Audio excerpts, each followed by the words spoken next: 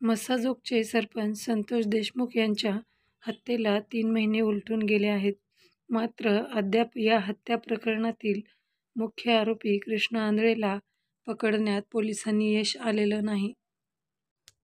फरार आंधळेला अटक न केल्यामुळे विरोधकांसह देशमुख कुटुंबियांकडून पोलिसांच्या भूमिकेवर प्रश्न उपस्थित केले जात आहेत.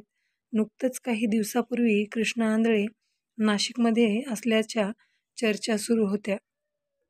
मात्र तपासानंतर ती अफवा असल्याचं पोलिसांनी स्पष्ट केलं. त्यामुळे कृष्णा नेमका कुठे आहे आणि तो जिवंत तरी आहे का, असे प्रश्न सध्या उपस्थित केले जात आहेत.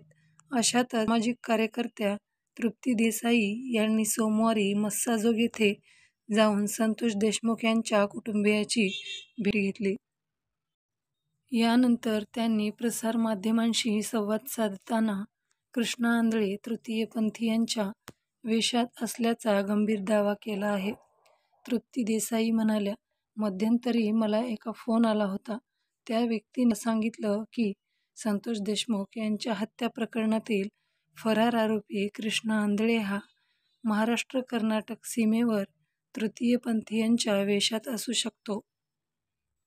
शिवाय बीड जिल्ह्यातील अनेक तृतीयपंथीयांशी आंधळेचे चांगले संबंध होते. त्यामुळे तो त्यांच्या वेशात एखाद्या व्यक्तीमध्ये असू शकतो. याबाबत आपण पोलिसांना सांगावं, असा फोनवरील व्यक्ती बोलल्याचं देसाई यांनी सांगितलं.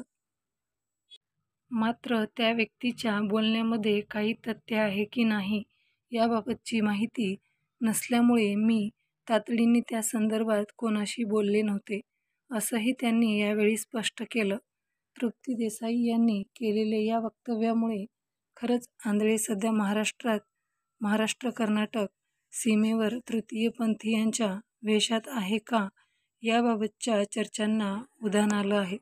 मित्रांनो, ही बातमी गुगलवरून सर्च करून घेण्यात आलेली आहे. आपण जर नवीन असाल तर चॅनलला लाईक करा, शेअर करा आणि सबस्क्राईब करायला विसरू नका. धन्यवाद.